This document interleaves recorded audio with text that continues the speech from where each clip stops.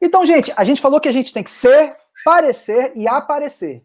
Então, se você tem uma aparência adequada, você está ali, né, com a vestimenta, a forma de apresentação, você tem uma conduta profissional, ou seja, tudo que a gente falou até agora e tal. Mas, e como você também deixar o seu cliente impressionado?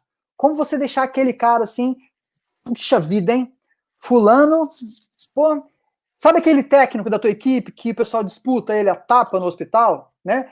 Você tem uma equipe ali, digamos, com 4, 5 pessoas, por exemplo, né? Mas tem aquele técnico que às vezes nem é o melhor do ponto de vista de habilidades, né? Das hard skills, das habilidades técnicas, mas ele é o cara top das soft skills, que é o cara comunicativo, é o cara que tem empatia. Esse cara é disputado a tapa, né? Todo mundo do hospital quer ser atendido por esse cara.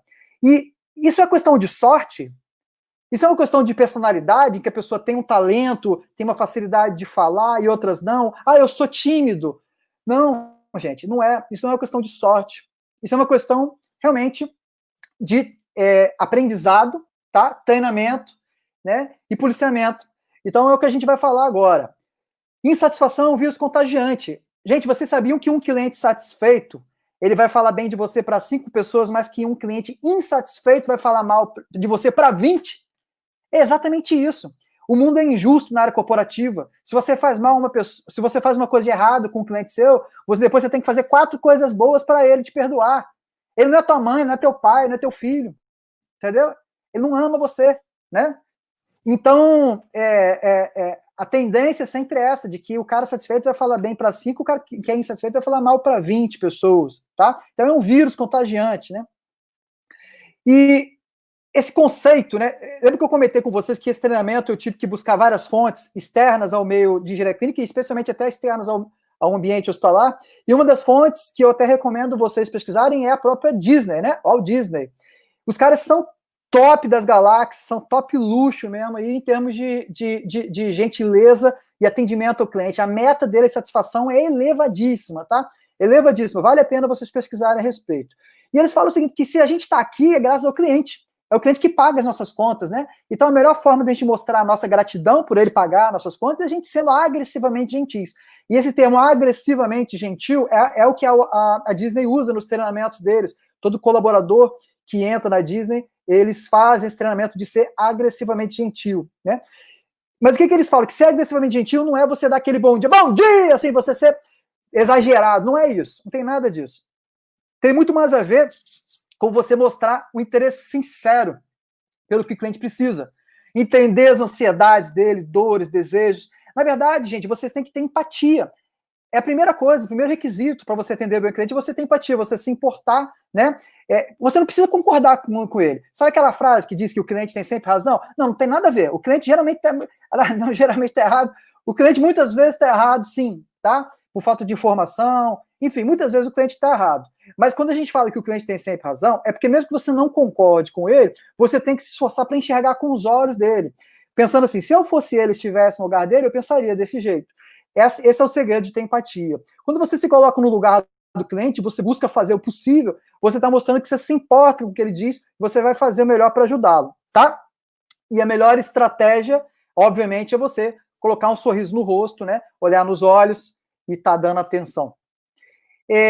Olha que legal, gente. Olha que legal. Eu adoro isso aqui, eu adoro esse slide. Quando eu falei para vocês, né, de quando a gente tem uma equipe com vários técnicos, né, eu vivi isso. O meu primeiro cargo de liderança numa engenharia clínica foi em 2007, né? Em 2007 foi a primeira vez em que eu fui líder, né, de uma engenharia clínica. Eu fui supervisor de uma engenharia clínica num hospital no Rio de Janeiro. E eu tinha na minha equipe alguns técnicos, mas assim, eu quero falar de 2, não vou falar o nome deles, porque vai que eles estão aqui me assistindo, mas assim, tinha um deles que era rápido, produtivo e resolutivo. Eles tinham um tempo médio de atendimento super rápido, assim, né? Ele consertava muito rápido as coisas, porque ele era excelente técnico de bancada e tal. Então, ele tinha uma produtividade muito alta. Mas eu também tinha um outro técnico na minha equipe, que, assim, para efeito de comparação, ele tinha uma produtividade bem baixa em comparação com esse primeiro, ou seja, ele era mais devagar, né? Nas capacidades técnicas dele. Mas, por outro lado, embora ele não fosse tão rápido, produtivo e resolutivo, ele era hipercomunicativo, empático e dava um feedback espetacular para a equipe. Ele é aquele cara que tomava cafezinho com todos os setores do hospital e que sabia o nome do filho da faxineira e perguntava, e aí, como é que foi? Tá, aquele negócio lá, pô, e aí, você foi? Ele sabe até o capítulo da novela que a pessoa está assistindo. Gente, sem brincadeira, quem vocês acham que a equipe do hospital preferia ser atendida? Pelo cara rápido, produtivo e resolutivo ou pelo segundo técnico, que é o comunicativo e o empático? Não preciso dizer que era o segundo, né? O segundo técnico aqui, o comunicativo, que tinha os soft skills super elevadas, enquanto o outro, né, que era o primeiro, tinha hard skills elevados. Então, o cara das soft skills, ele era o queridinho do hospital. Então, após explicar isso para vocês, vocês vão entender essa frase, que se eu falasse antes, muita gente não entenderia, que é assim, clientes não querem produtos nem serviços, clientes querem satisfação. Quer dizer, então, que o cliente não quer produto, não quer serviço, ele quer satisfação? O que isso quer dizer? Quer dizer que se você pensa no serviço de engenharia clínica, que é a resolução do problema, em tese, o primeiro técnico seria o preferido. Mas por que o segundo técnico era o preferido? Sendo que, na verdade, quando você pensa no serviço, o primeiro prestava um serviço, em tese, melhor. Porque o segundo, ele, na verdade, é o que entregava mais satisfação, tá? Então, por isso que clientes não querem produtos nem serviços, clientes querem satisfação. Para isso, né, para vocês poderem assim entregar um bom serviço e conquistar a confiança do cliente, é fundamental o comprometimento.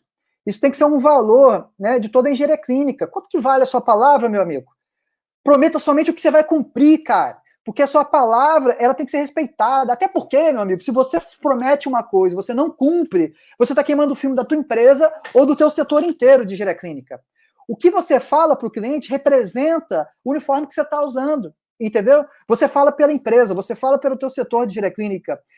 Mas o que eu queria expressar aqui para vocês é o seguinte, especialmente para os jovens aí que estão entrando no mercado de trabalho, clientes não se importam tanto assim com o prazo. Às vezes você pediu para o cliente 3 dias, quando você poderia ter falado que ia levar 5 dias. Mas o cliente não se importa tanto com o prazo, mas ele se importa mais ainda é com como você vai cumprir o prazo. Ou seja, a maneira como você cumpre os prazos é mais importante do que o prazo em si. Então, você se comunicar, informar para o cliente quanto tempo vai levar, entregou o documento, devolveu, deu feedback. É por isso que aquele técnico 2, no meu slide anterior, ele é melhor do que o técnico 1, porque o técnico 1 era rápido, cumpriu um prazo menor, mas ele entrava mudo e saía calado.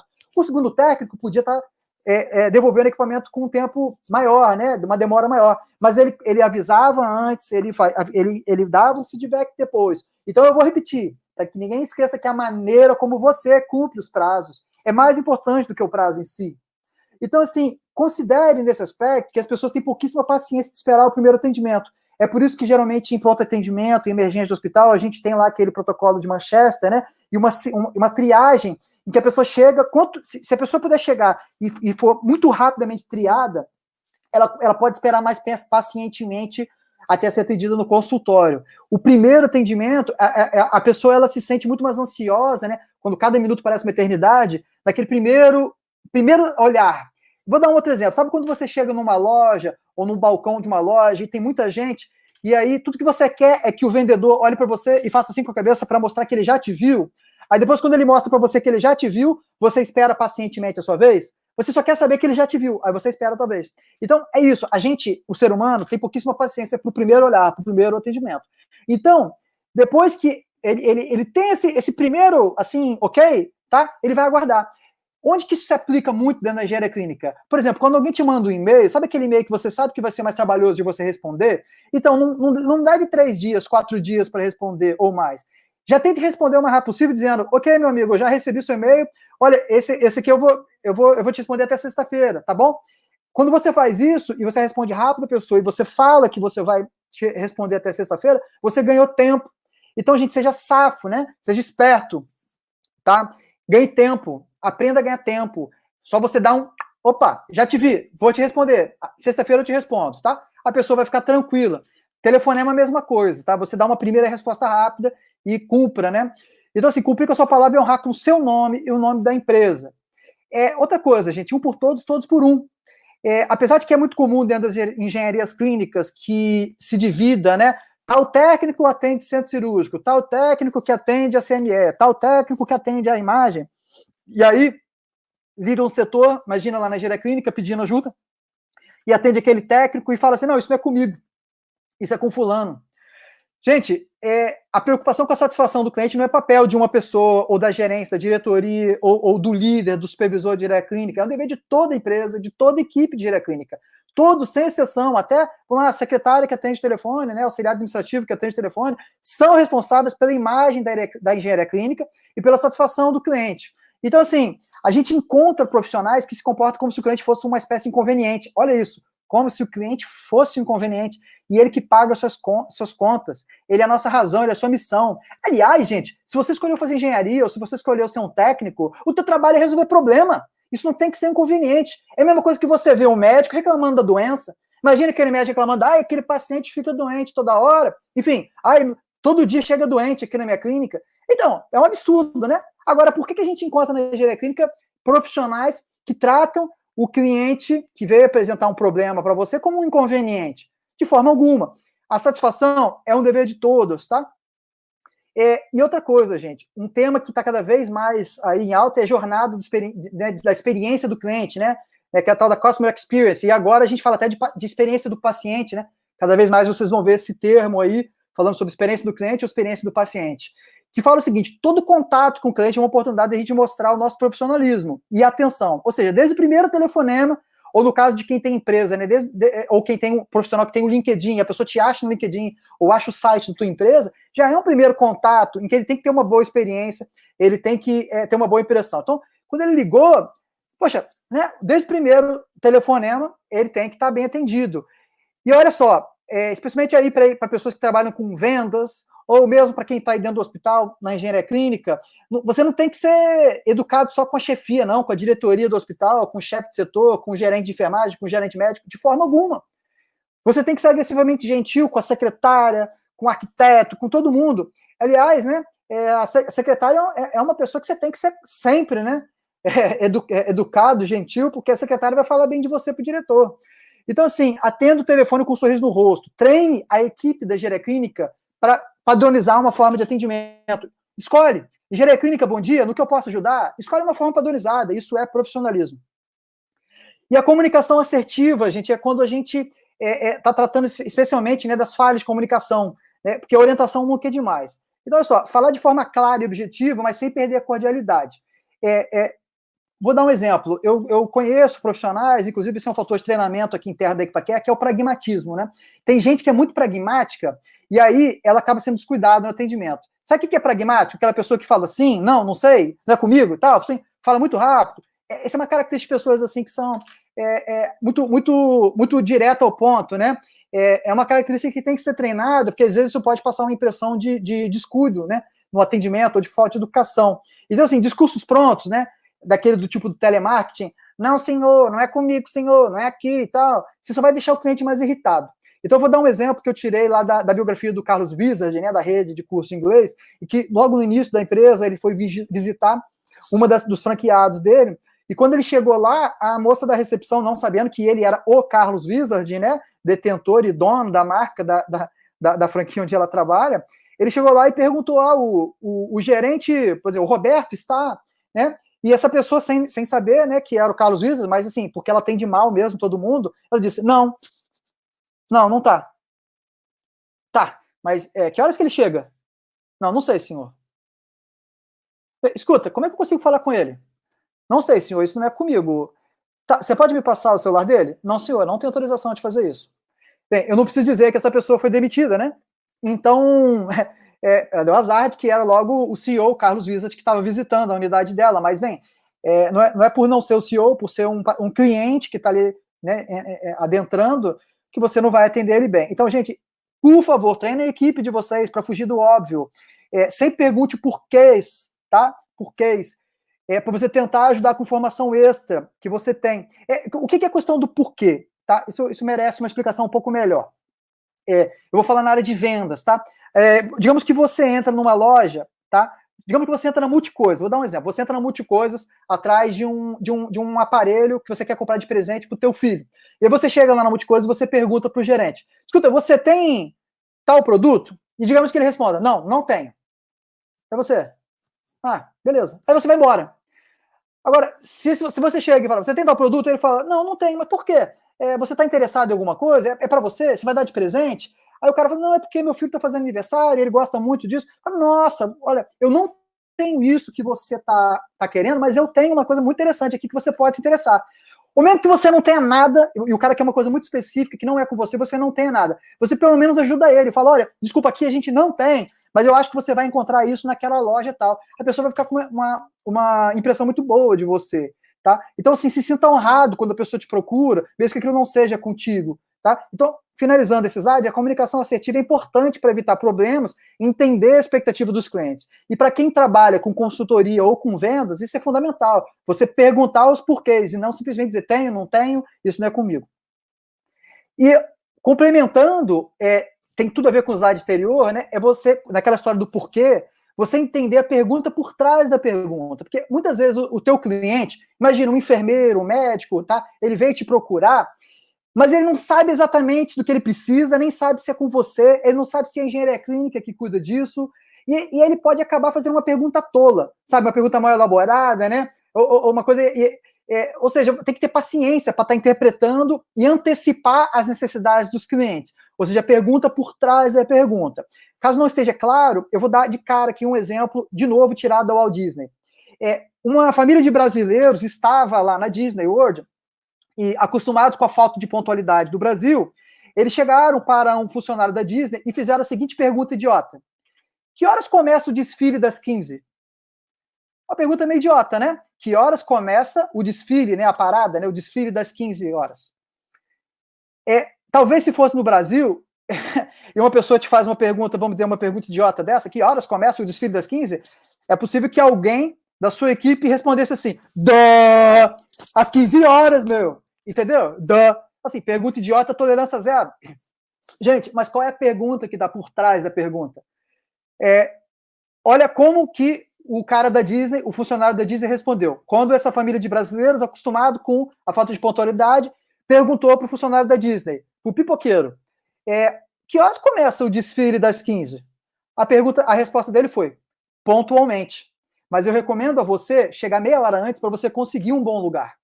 Olha a pergunta que estava por trás da pergunta. A pessoa queria saber, e esse cara, que obviamente foi super bem treinado pela Disney, ele deu a resposta adequada. Pontualmente às 15, mas eu recomendo que você chegue 30 minutos antes. Então, gente, não vamos menosprezar, ironizar ou ficar impaciente quando a pessoa, o cliente não sabe muito bem o que ele precisa e te faz uma pergunta um pouco boba, tá? Pensa o seguinte, se ele veio te procurar primeiro, mesmo que aquilo não seja da engenharia clínica, é porque ele confiou em você para ajudar ele a descobrir. Eu mesmo, tá? Sempre quando eu sou, e digo que sou bastante procurado pelos clientes que veem em mim talvez uma figura de confiança ou de amizade, e me perguntam, Guilherme, eu não sei nem se vai conseguir me ajudar, mas você sabe quem é que faz tal coisa e tal? Eu falo, olha, doutor, realmente eu não tenho essa expertise, não é comigo, a gente não trabalha com isso, mas olha, você me dá 2 horinhas que eu acho que eu sei quem vai ter essa resposta e eu já te mando no WhatsApp com contato. Gente, eu faço isso direto, tá? Eu não sei a resposta, mas eu sei quem sabe, então eu vou ajudar a pessoa. E aí, gente, concluindo essa questão, é o senso de pertencimento. Depois de você atender bem o cliente, você ter você cumprir com a sua palavra, tá? E zelar pelo bom atendimento, é que você vai conseguir construir um laço forte com o cliente. O que é muito benéfico, porque vai ter fidelidade. Sabe o que a fidelidade do cliente te dá? Te dá tolerância até mesmo no dia que você errar.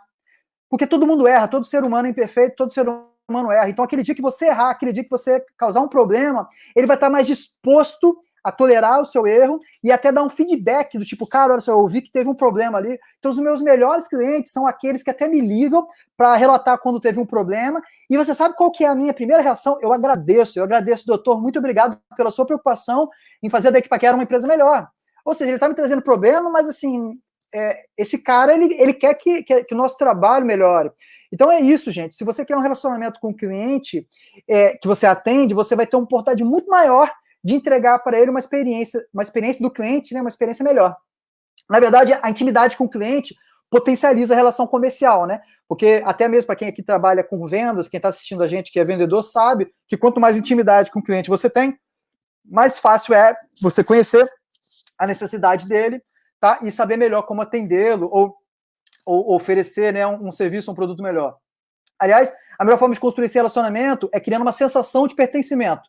O que é sensação de pertencimento? Bem, Todos vocês que trabalham em engenharias clínicas dentro de hospitais devem lembrar daquele enfermeiro, daquela enfermeira, que vira e mexe, vai lá na engenharia clínica, bater um papo e tal. Gente, essa pessoa tem que ser bem-vinda, né? Porque é um cara que está indo lá, ele é amigo, ficou amigo da equipe. Faz essa pessoa se sentir bem-vinda no teu ambiente, tá? Acolha, né, essas pessoas, porque ele é teu cliente. Então, se ele está indo te visitar, sabe? Construa um relacionamento com esse cliente. Mostra que você se lembra dele. Por exemplo, eu tenho um cliente meu lá de Governador Valadares, que ele adora Star Wars, sabe? E eu sei que o personagem favorito dele é o Han Solo. Então, assim, é interessante saber essas coisas, porque quando eu encontro com ele, né? Quem sabe eu não levo uma lembrancinha, né? Uma coisinha, um chaveirinho do Han Solo, enfim. São coisas simples e únicas, tá? Tão simples como compartilhar uma matéria de uma revista pelo WhatsApp, encaminhar uma postagem, ou fazer um comentário específico, né? E agradável para o cliente. E aí eu vou encerrar esse capítulo lendo esse texto aqui. Gente, certa vez, Sam Walton, né, que é o fundador da maior rede de varejo do mundo, o Walmart e do Sam's Club, ele abriu um programa de treinamentos dele, né, para os funcionários, milhares de funcionários, e ele fez isso de uma forma assim, muito sábia, com muita sabedoria. Quando todos os funcionários estavam ali esperando que ele ia dar uma palestra de vendas ou de atendimento, ele iniciou com as palavras abaixo. Eu sou o homem que vai a um restaurante, senta-se à mesa e pacientemente espera, enquanto o garçom faz tudo menos anotar o meu pedido. Eu sou o homem que vai a uma loja e espera calado, enquanto os vendedores terminam suas conversas particulares. Eu sou o homem que entra num posto de gasolina e nunca fica tocando a buzina, mas espera pacientemente que o empregado termine de ler o jornal dele. Eu sou o homem que explica ao telefone ou e-mail a sua desesperada e imediata necessidade de receber uma peça, mas não reclama quando recebe após 3 semanas de espera. Eu sou o homem que, quando entra no estabelecimento comercial, parece que está pedindo um favor, ansioso por um sorriso, esperando apenas ser notado, né, com um olhar. Eu sou um homem que entra num banco e aguarda tranquilamente que as recepcionistas e os caixas terminem de conversar com seus amigos e espera pacientemente enquanto os funcionários trocam ideias entre si ou simplesmente baixam a cabeça e fingem não me ver. Aliás, eu detesto isso. Você deve pensar que eu sou uma pessoa quieta, né? Paciente, daquele tipo que nunca cria problemas. Engana-se, engana-se. Você sabe quem eu sou? Eu sou o cliente que nunca mais volta. Por isso, eu me divirto vendo empresas gastando milhões todos os anos em anúncios de toda a ordem e direito para levar-me de novo à sua firma, à sua loja.